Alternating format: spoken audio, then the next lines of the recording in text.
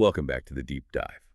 So we are pulling a stack of your sources today, hmm and they all seem to boil down to this one central and honestly pretty controversial idea. Oh, it's a brutal thesis. The source, Right. they don't pull any punches. They just come right out and say, motivation is garbage. Motivation is garbage. It's Uh-huh. so aggressive, but it really gets at this cultural obsession we have. It's a huge obsession. Yeah, you see it everywhere. The material calls it the worship of motivation. And it's this whole economy of hype videos and inspirational quotes and playlists that promise if you can just feel right, the work will be easy. And that is the trap. It's the whole trap. Our sources draw this really crucial distinction. Motivation isn't a strategy. It's not a resource. It's an emotion. Like being happy or sad. Exactly, like joy or anxiety. It's temporary, it's volatile, and you can't really control it directly. One source has this brilliant label for it. Biological weather. Biological weather, yeah. That framing, it instantly devalues it, doesn't it? It's like, oh, it's just the weather, it's fleeting, it's unpredictable. And largely irrelevant to the job you have to do. Right. I mean, think about it. If you try to build a consistent life, a business, a fitness routine, whatever, on the hope that you're always going to feel motivated, Yeah. you are literally building your house on a foundation that vanishes every time it rains. So today, our mission for this deep dive is to stop chasing that feeling. We're going to unpack the actual scientifically backed sequence of success, and we want to teach you how to implement what's called the discipline loop. We're moving from, let's say, emotional dependence to reliable engineering. Okay, so let's start right there. At the very beginning, we've all been told, I think, that the sequence of success goes like this. Step 1, you get motivated. Right. Step 2, you take action. And step 3, you get a result. The sources say this is the core lie, that it's totally backward. It's completely backward because it sets up this strong emotional state as the thing you need before you can even start. If you don't feel like it, you basically give yourself permission to just wait. So the discipline loop flips that on its head. It totally reverses it. It turns the whole thing into a biological feedback system. Okay, so what's the real sequence? The one that actually works? The real sequence starts with step 1, take action. And this is the key part, regardless of how you feel. You just force the input. You force it, that movement, physical or mental, it then generates step 2. You get a small result. Could be a finished email, could be one paragraph, could be 5 minutes on the treadmill. And that little result, that's the trigger. That is a trigger, that tangible progress, that tiny little win, that's what triggers step 3. You get motivated by the result. Ah, so motivation isn't the rocket fuel. It's more like the reward system that kicks in after you've already launched. Exactly. And that's not just a nice idea, it's biological. That small result, that good job, it triggers a tiny but measurable release of dopamine in your brain, Dopamine, the reward chemical. the neurotransmitter of reward and motivation. So your brain registers that the effort led to something good, and it basically says, hey, that felt good, let's do that again. The motivation you feel after you start is literally engineered to make you want to continue. That's the difference between hope and chemistry. It is. And the sources use that perfect analogy that I think everyone listening will get. It's the dragging yourself to the gym example. We have all lived this exact scenario. Your alarm goes off, you feel awful, you want nothing more than to skip the workout. Nothing. You drag yourself there, maybe you're resentful, maybe you hate the first 5 or 10 minutes of the warm-up, but then, 20 minutes in, something shifts, you get a rush. By the time you leave, you feel like a champion. And that feeling, that champion mindset, it was created entirely by the action you forced yourself to take when you felt the absolute least motivated. Yes. And this is what the sources frame as the core difference between the amateur and the professional. Okay, how so? The amateur relies on their feelings.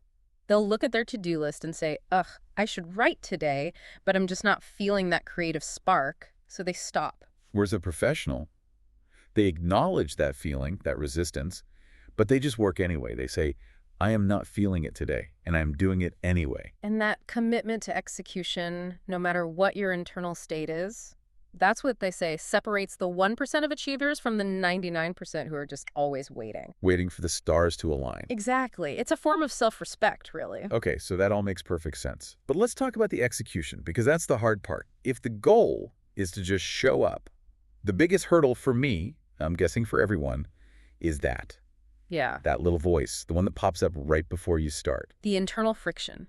The material identifies that as the single biggest leak in your entire productivity system. It's self-negotiation. And it happens the second the alarm goes off. That's the moment, or right when you're supposed to start working.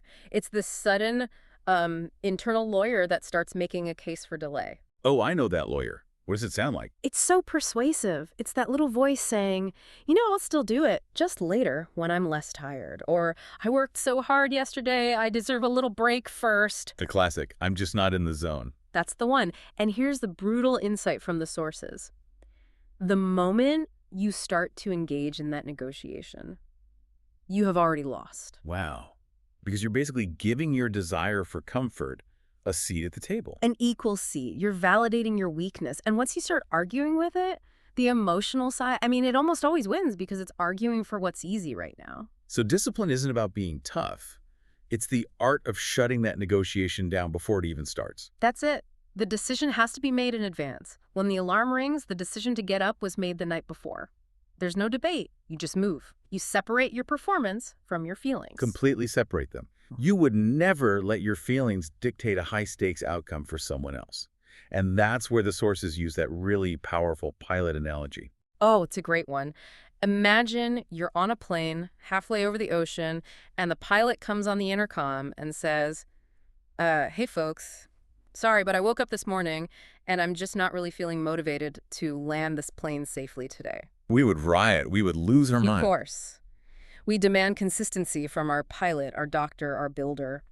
So the sources ask this really pointed question. Why don't you demand that same level of non-negotiable consistency from yourself, from the person in charge of your life? You are the CEO of your own life. You have to show up like one. You have to. That makes incredible sense for those big moments, but let me push back a little based on the material.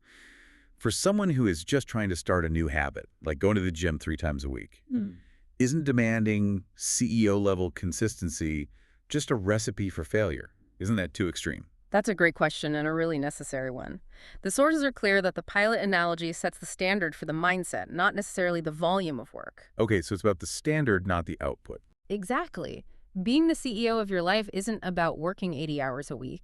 It's about having non-negotiable standards. It means you don't let the negotiation win. If you miss a day, the professional doesn't spiral into shame for a week. They just get back to it the next day. The standard is always high, even if the action is small.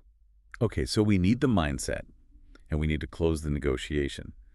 But you can't just flip a switch on that. So how do we actually build that muscle, the discipline muscle? That's the perfect way to frame it. It is a muscle. And the source material is very clear. You cannot change your entire life in one day. You go to the gym for the first time, you try to bench press your max, you're going to fail. You're going to get hurt, and you're going to quit. So the strategy has to be to start small, to bypass that resistance by focusing on really low-weight, high-rep efforts. Exactly. And the solution they present is this brilliant concept of micro-commitments. Micro-commitments. They work because the activation energy is so low that the cost of resisting is actually higher than the cost of just doing the thing. So the goal isn't some huge achievement. It's just to not miss, to build a perfect record. A perfect record of execution. That's the only goal at the start. So give us those examples from the source material, the things that are almost impossible to say no to. Okay, so commit to doing 5 push-ups every morning. Not 50, 5. Just 5. Commit to reading 2 pages of a book, not a chapter, 2 pages, or making 1 sales call. The action is so small that your internal lawyer doesn't even have a case. It feels ridiculous to argue against 5 push-ups. But it's still enough to kickstart that discipline, Luke. It is. And over time, these tiny little wins, they build something incredibly important. And what's that? They build what the sources call self-trust. This is the foundation of all confidence. When you keep a promise to yourself, even a tiny one, you're making a deposit in your internal confidence account. You're literally teaching your subconscious a new story about who you are. And that new story is the deep knowing that if you say you're going to do something, it's as good as done. It's as good as done. Yes. That is the definition of self-trust. And this is so crucial because, as the sources point out, most of us have broken so many promises to ourselves over the years, diets, resolutions, new habits, right, that when we set a big new goal, our subconscious literally just laughs. It knows your track record. It expects you to quit. So we have to rebuild that internal reputation. brick by brick. Micro commitment by micro commitment. You have to prove that your word to yourself actually means something again. And you can't build a reputation without keeping a record. Which brings us to the next practical tool, the consistency chain. The consistency chain is essential. It's about accountability and visualization. It's just a simple calendar where every day you do your habit, whether you felt like it or not, you mark a big X. And your only job is, don't break the chain. That's it. Do it when you're tired. You get to mark the X. Do it when you're sad or stressed. You mark the X. And that visual chain of X's, it becomes its own motivation. You're not waiting for a feeling. You're just protecting the chain. And sticking to it, especially on the hard days, that feeds into this other concept the sources talk about, this idea of dark energy. Right. Dark energy. Sounds a little menacing. How is it different from just regular motivation? It's totally different. Regular motivation comes from feeling good, from being excited. Dark energy is the very specific kind of pride you get from doing hard things when you feel terrible. So it's the energy you get from winning the fight against resistance. Precisely. It's the fuel of champions because it's undeniable proof you give to yourself that says, I am not a slave to my emotions. I might feel exhausted, but I am still in command of what I do. And that realization it's incredibly empowering. That's the real payoff. Rejecting the motivation myth. And this is the reality. Check the sources deliver. Stop looking for the magic video. Stop waiting for the stars to align. Because they never will. Yeah. Not perfectly. You have to accept that you're always going to be a little tired. You're always going to be busy. The perfect time to start was 10 years ago. And the second best time is right now. It's right now, in this moment. So we want to leave you with one immediate challenge you can use right now. It's about catching that negotiation in the act. The second your brain says, I'll do it in 5 minutes, you have to treat that thought like an enemy. That is the opening shot of the negotiation. And we've already established, if you engage, you lose. So you use the classic 5-second rule. This isn't just some gimmick. It's a real technique to interrupt that thought pattern. You count backward. 5, 4, 3, 2, 1.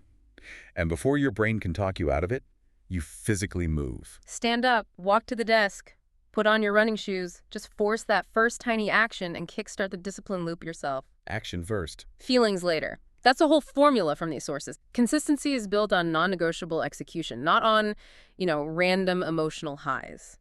That was a huge deep dive into basically rewriting your own operating system, moving from emotion to discipline. We focus a lot on willpower today, but the sources point to an even more powerful mechanism down the road. Right. We've said motivation is garbage and you need discipline, but you can't just run on brute force willpower forever. It's draining. So next time, we dive into how you automate this whole thing, the mechanism of habits.